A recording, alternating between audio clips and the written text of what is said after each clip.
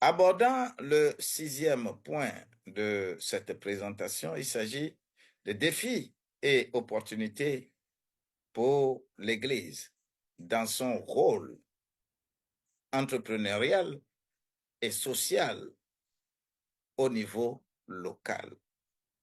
Alors,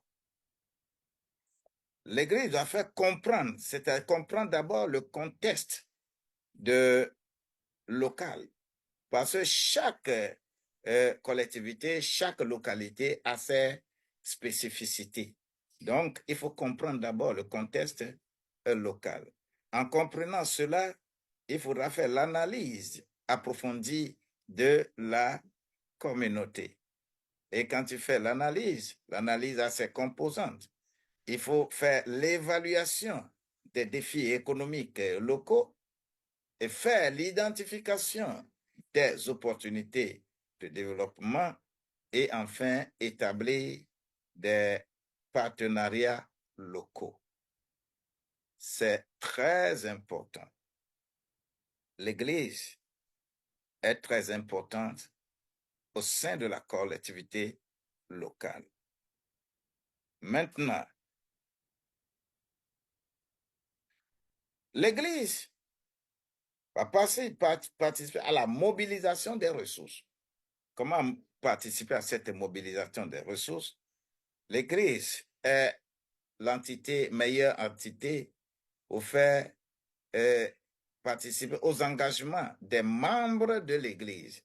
Les membres de l'Église doivent s'engager dans la mobilisation des ressources, comme nous mobilisons chaque fois nos membres. Il faut venir donner dîmes, il faut venir faire les offrandes, il faut faire les libéralités, ainsi de suite. L'Église doit étendre une telle chose, cette technique-là, au sein de la collectivité locale pour avoir accès au financement. La mobilisation, c'est le financement. Quand on a le financement, et l'Église doit également participer à l'utilisation efficace des ressources disponibles. Et enfin, l'Église doit renforcer des compétences et des connaissances. Alors, en tant que maintenant implémentation de projets entrepreneuriaux, l'Église doit être dans l'implémentation des projets euh, entrepreneuriaux. En faisant quoi? D'abord, faire la planification stratégique de toute cette planification stratégique à son contenu. Et de la planification, on arrive à la gestion des risques.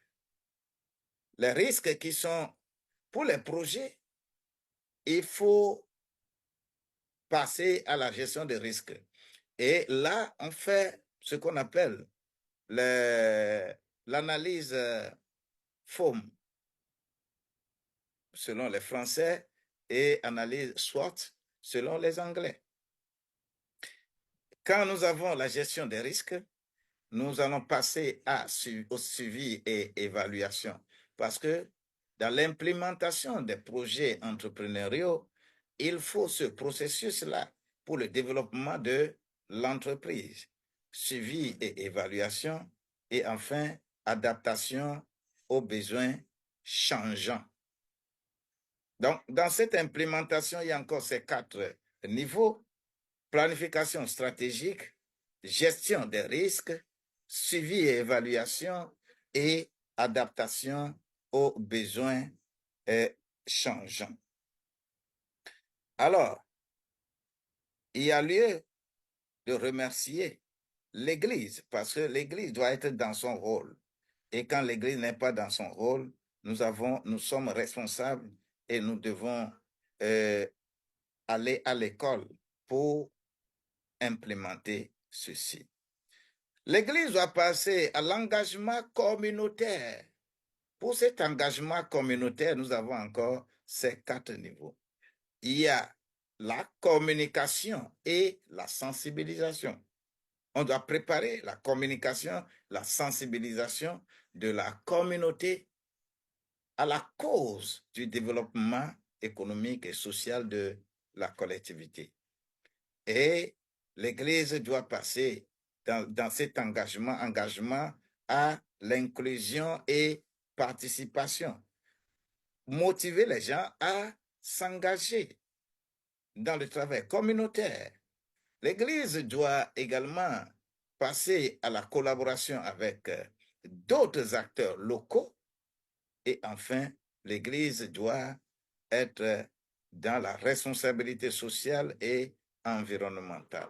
Donc, en résumé, ici encore, quand il s'agit de l'engagement communautaire, il y a la communication et la sensibilisation, il y a l'inclusion et participation, il y a la collaboration avec les autres acteurs sociaux et enfin, il y a responsabilité sociale et environnementale.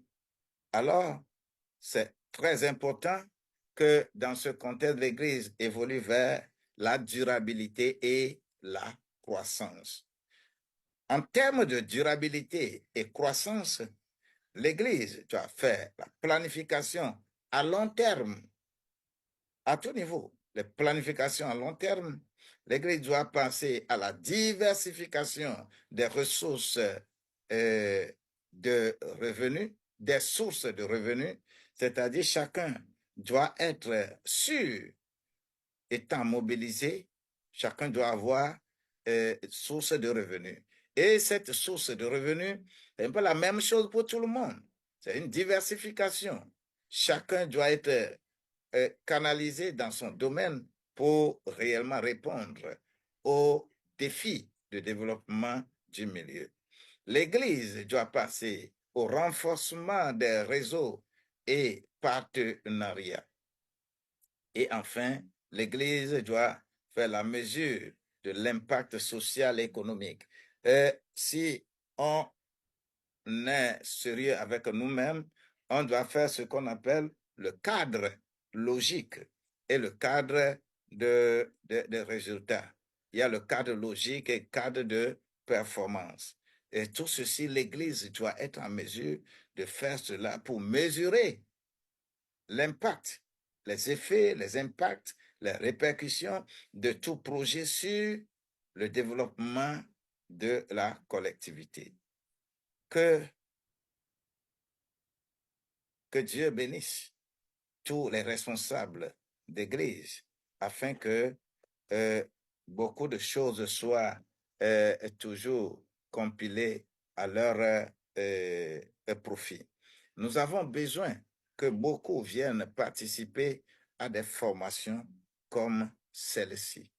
Et ensemble, nous allons relever le niveau de l'Église pour que les gouvernants ne se mettent pas sur nos chemins pour fermer les églises parce que les églises deviennent des partenaires solides œuvrant pour le développement de la nation.